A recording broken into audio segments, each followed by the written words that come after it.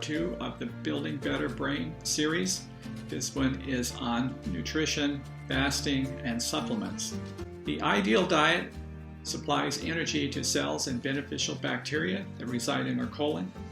It prevents deficiencies and corrects deficiencies if present, doesn't contain toxic or harmful items.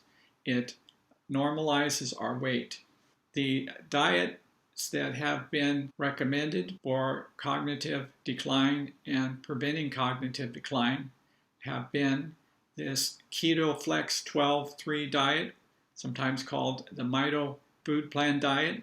The second diet that has been studied widely that prevents cognitive decline is the Mediterranean diet. The more recent diet, the MIND diet, which is an enhanced form of the Mediterranean diet.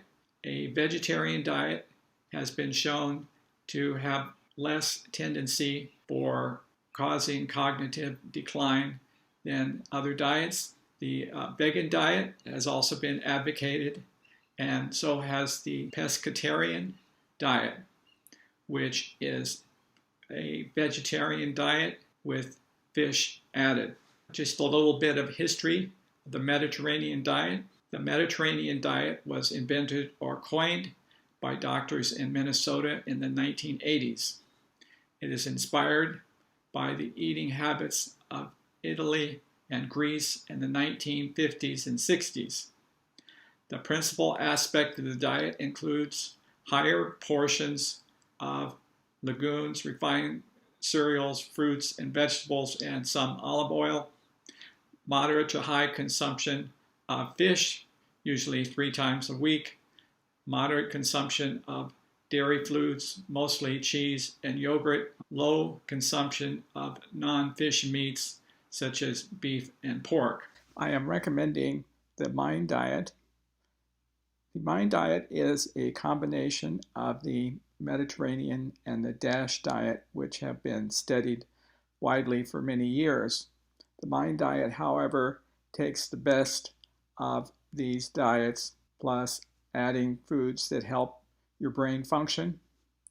There are foods that are encouraged in the MIND diet. These are green leafy vegetables, other vegetables, especially the coniferous vegetables such as cauliflower and broccoli, berries, especially blueberries, nuts, all kinds, especially walnuts. Olive oil is the preferred oil over the refined vegetable oils like corn oil and other refined vegetable oils because of the monounsaturated fats in the olive oil is preferable. Whole grains should be used when eating bread or other foods. Fish is acceptable, especially the cold water fish like salmon or trout. Beans are a part of this diet and are helpful for your cognitive function. Poultry is allowed, probably isn't helpful, in limited amounts. The guidelines for the MIND diet, foods that should be eliminated or avoided would be butter, margarine, cheese, red meat, fried foods, and concentrated carbohydrates and sweets.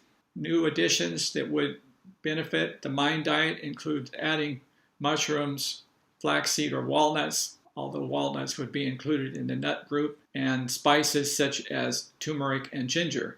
Seaweed is also complementary. The power of the diet for the brain health in any of these diets really is in the green leafy vegetables.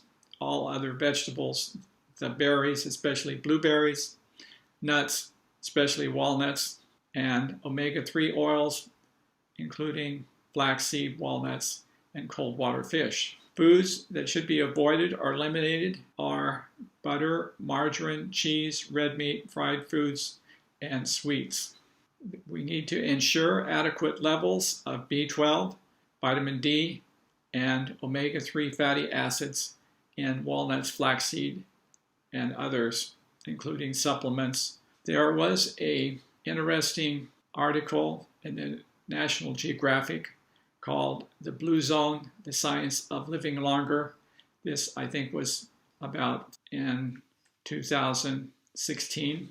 The National Geographic Society set out to locate places that not only had a high concentration of individuals over 100 years old, but also clusters of people who had grown up without health problems, like without heart disease, obesity, cancer, or diabetes. This was published in April 6, 2017. There are 5 blue zones where the world's healthiest people live. These cultures have uncovered the secrets of longevity, according to National Geographic. These blue zones are in areas of Greece, Okinawa, Japan, Sardinia, Loma Linda, California, and also an area of Costa Rica.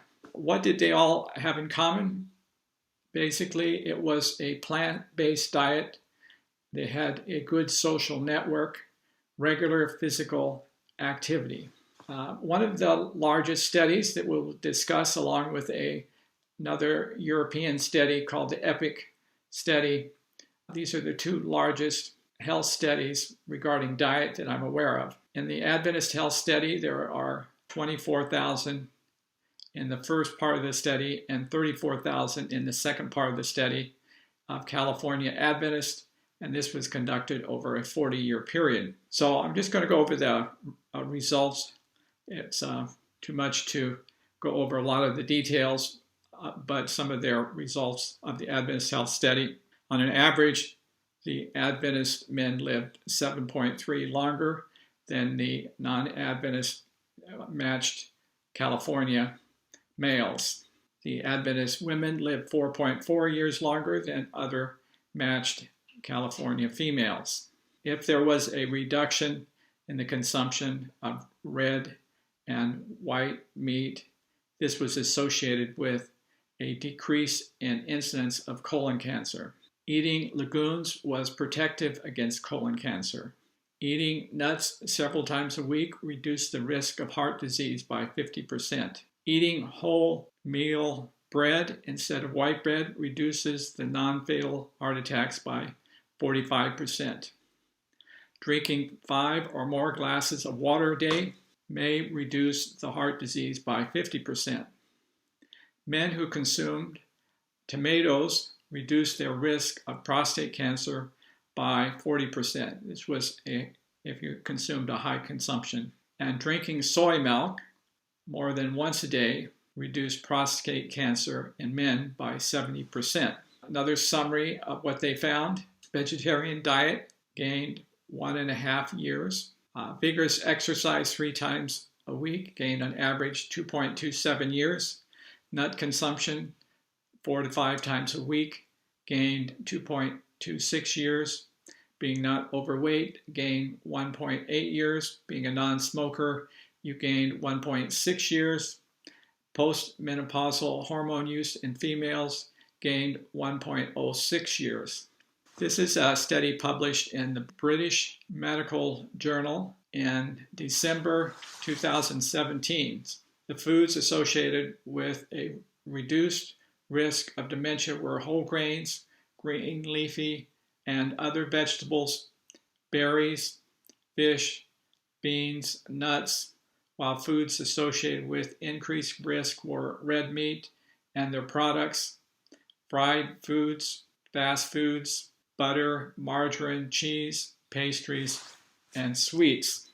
Mechanism linking red meat and product consumption to risk of Alzheimer's, including those related to cholesterol, some 10 trace metals, copper, iron, zinc was elevated in the senile plaques of people with Alzheimer's, where they could increase the formation of free radicals. So some of these oxidation are linked to a risk of Alzheimer's dementia with amyloid deposits. Also in this same article, AGEs, that's AGE, advanced glycolation end products, which are formed in cooked meat at high temperatures, such as barbecuing or by aged cheese. AGEs generate free radicals and increase inflammation. in combination with copper and sugar, ages also contribute to neurological dysfunction. The second study we're going to discuss is this EPIC European study. It was a large study to investigate into cancer, and nutrition was the main endpoints. But they also had other conclusions that are helpful to this talk. It began in 1992 and ended in 2009. There were 367,903 people in the study. The Mediterranean diet, as applied across Europe, was associated with increased survival of 8%. It was the only diet studied that had this improvement. Several epidemiologic studies show that eating the Mediterranean diet dramatically reduced risk of cognitive impairment and Alzheimer's disease. That means plenty of vegetables, beans, whole grain, fish, and limited processed foods, also limited red meat. Minimizing simple carbohydrates is important. Sugar, candy, cookies, muffins, cakes, pasta, white potatoes, grains, soft drinks, both regular and diet. Artificial sweeteners disrupt the gut microbiome. Fruit juices, alcohol, processed foods, and anything high in fructose, corn syrup. They created inflammation and insulin resistance and decreased the brain's ability to utilize glucose for energy. This is a study of the U.S. National Health and Nutrition Examination Survey done from 1999 to 2010, 11-year study. This is checking on the Atkins type diet, the low carb, high protein, high saturated fat diet. There was a 32% higher risk of all-cause deaths over an average of 6.4 years. Death from coronary disease was increased by 50%. Death from cerebral vascular disease was increased by 50%. And death from cancer was increased by 35%. So this is one reason we're not recommending the Atkins high protein, high red meat, low carb diet, even though it does help with weight loss. The foods have different colors, and it's good to utilize the color of foods when deciding what we should eat. Stock up on fruits and vegetables. When it comes to fruits and vegetables, the more the better. Eating up across the color spectrum to maximize protective antioxidants and vitamins, including green leafy vegetables, berries, coniferous vegetables such as broccoli. People who ate nuts every day had less cardiovascular disease. There are good things in nuts: healthy fats, omega-3, fiber, good plant phenols, and health-promoting compounds. Cook at home as often as you can. By cooking at home, you can ensure you're eating fresh, wholesome meals that are high in brain-healthy nutritions, low in sugar, low in unhealthy fats and additives. Fish or no fish? This would be the question. Fish are low in fat, high in protein, and a good source of iodine, vitamin D, selenium, often which is deficient in the Western diet. But decades of industrial activity, particularly emissions from coal-fired power plants, have raised mercury and other pollutants in the ocean and waterways. There are some healthy fish. There is this acronym called SMASH that is used. These fish are healthy sources of omega-3 fatty acids and are low in mercury. Wild-caught SMASH fish is healthier and less mercury contamination. These are what we call the SMASH fish. There is salmon. Alaskan wild is what you want to get. Mackerel, but not the king mackerel. Anchovies, sardines, herrings, rainbow trout, and brown trout is also safe. The brown trout should be less than 16 inches. If they get higher, they seem to accumulate mercury. With fish, you need to avoid the large predatory fish, including tuna, sharks, marlin, swordfish, which eat smaller fish, accumulate considerable amount over a lifespan that may run decades. I've had patients that have eaten quite a bit of swordfish, and their mercury levels have been markedly high, and it took months, if not years, to get rid of the mercury in their system. There is an environmental work group. This is their website, a place where you can check out and see which fishes are safe. So you can actually just put in ewg.org, and then you can search their website, or you can follow this directly. Avoid trans fats. Avoiding trans fats. These fats can cause inflammation and produce free radicals, both of which are hard on the brain. Reduce your consumption by avoiding fast foods, fried foods, packaged foods, and anything that contains partially hydrogenated oil, even if it claims to be trans fat free. Get plenty of omega-3 fatty acids. We've talked about this before. Evidence suggests that DHA found in these healthy fats may help prevent Alzheimer's disease and dementia by reducing beta amyloid plaques. Flaxseed oil, walnuts, and the smashed fish are good natural sources of omega-3 fatty acids, which can be converted into DHA by the body's mechanisms. What kind of nuts should you eat? All nuts are good for health. The health studies looked at a wide range of nuts: pistachios, almonds, walnuts, peanuts, and other nuts. Almonds, they are high in vitamin E, magnesium, and natural antioxidants. They help with healthy heart and skin healing. They also contain mono and polyunsaturated fats, which help reduce bad cholesterol in our body. Walnuts. These nuts are packaged with antioxidants, phytosterols, and other compounds that help keep breast cancer away, according to research. They are full of healthy omega-3s, which can help with brain health and blood pressure. How much should you eat? About 28 grams of nuts a day. That is about the amount of nuts that would fit in the palm of your hand. So one of the colored fruits that we should eat is blueberries or other berries. Blueberries. One of the studies of blueberry powder versus placebo in 47 patients with mild cognitive impairment, equivalent to 1 cup of berries per day. There was a significant improvement in the blueberry group compared to the placebo. Another study on seniors with memory complaints, 94 patients were studied. Fish oil and blueberries were in one arm and fish oil and placebo in the other arm. It was done for 24 weeks. The blueberry supplemented participants had better sense of well-being, fewer memory mistakes, and were less inefficient. The green vegetables are excellent source of vitamin K2, which is good for calcium influx into the bone and teeth and myelin production. They are excellent sources of magnesium and carotenoids also. The sulfur-rich foods, such as cabbage, onions, and mushrooms, are also necessary.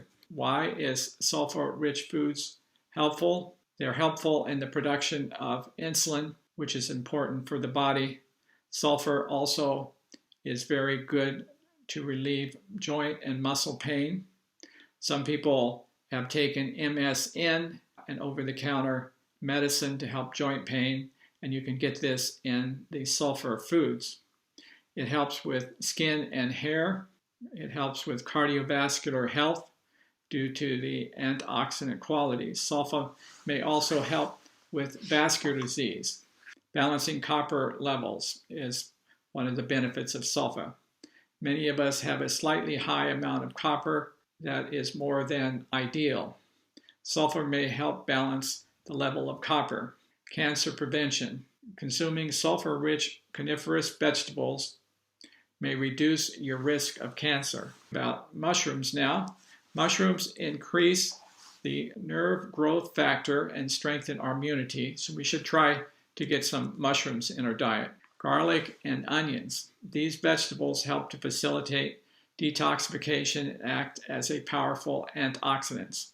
They also stimulate the immune response and reduce inflammation. Coniferous vegetables. The members of this genus are informally known as coniferous vegetables. That includes cabbage, cauliflower, bok choy, Brussels sprouts, and similar vegetables. The coniferous vegetables are rich in phytonutrients, plant-based compounds that help lower our risk of inflammation and reduce our risk of developing cancer. Seaweed. Seaweed is a unique in that it has a high mineral count.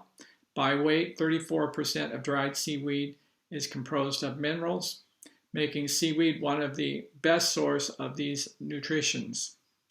They contain all the minerals required by human body, including both the macro minerals, copper, magnesium, potassium, phosphorus, chloride, sulfur, and the trace minerals, including copper, zinc, and iron. Omega-3 fatty acids. For cancer of the breast and prostate, the pro-inflammatory eicosanoid products of omega-6 fatty acids, particularly arachidonic acid, help existing cancer cells to grow more aggressively. The analog eicosanoids of omega-3 fatty acids do just the opposite and tend to slow the growth of certain cancers. So when we're thinking about our diet, we need to keep it simple. Think of the 4 big items. Get some berries or equivalent, dark green vegetables, nuts or seeds, and other vegetables and fruit. Try to eat these every day. Add some garlic and onions. Eat mushrooms when you can. Seaweed is also good 2 to 3 times a week for the minerals. Junk food, especially sugar, refined carbohydrates, and fried foods and unhealthy oils should be avoided.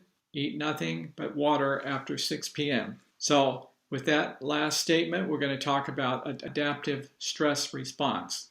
Fasting is a challenge to our brain, and we think that your brain reacts by activating adaptive stress responses that helps it cope with disease. Time-restricted feeding is an easy way to ensure some time of fasting. Easy, effective, and makes you feel better. A 12-hour daily fast would be not eating after 7 p.m. and not eating again until 7 a.m., which should be easy to do. Many of us do that naturally anyway. If we can stretch it out to 14 hours, nothing after 6 p.m., and don't eat breakfast before 8 a.m., and even a 16-hour fast if you stop eating at 5 p.m. and don't eat again until 9 a.m. is even more ideal. Sleep and fast is the time of repair and restoration. Brain-derived neurotrophic factor that we've been talking about, BDNF, is helpful. Some people, especially in Europe, do a 5-2 fast, which we'll talk about. But a study on this is as follows. In one of the 6-month studies of people practicing the 5-2 diet, there was demonstrated that the people's well-being improved over time. The brain produced higher levels of BDNF, not only strengthened neural connection, but increased the production of new neurons, but also have an antidepressant effect. So this 5-2 diet consists of eating about 25% of your calorie consumption 2 days a week, and the other 5 days you eat normal. So it has 2 days a week where you eat about 500 to 600 calories only. The rest of the time you eat your usual 2,000 to 2,500 calories depending on your height and weight. You can eat more than that if you're bigger or exercise more. You can get some calculations and charts to get the amount of calories you need. But on this diet, you eat about 25% of your daily recommended calorie needs for 2 days a week. One of the benefits of fasting is what we call autophagia. It means you get rid of damaged cells through a process by which the cells degrade its components, including organelles and protein. This mechanism is also thought to help protect against cancer and even aging by reducing the burden of abnormal cells. During fasting, cellular autophagia is enhanced in order to provide energy for surviving cells. For those that have done fasting, if you fast for 2 to 3 days, 40% of the white cells are removed during the autophagia of fasting and rebuilt within a few days of refeeding. Younger ratios are rebuilt, which is more lymphocytic in line. If you're familiar, there is the monocytic and lymphocytic. Younger people have more lymphocytic white cells. The idea of differential stress resistance is an important concept. Normal cells being more resilient to stress because they can increase genetic pathways that help protect against stress, whereas cancer cells are unable to do this as a consequence of oncogenic signaling. Differential stress sensitization refers to the fact that cancer cells are more sensitive to cell death as a consequence of stress.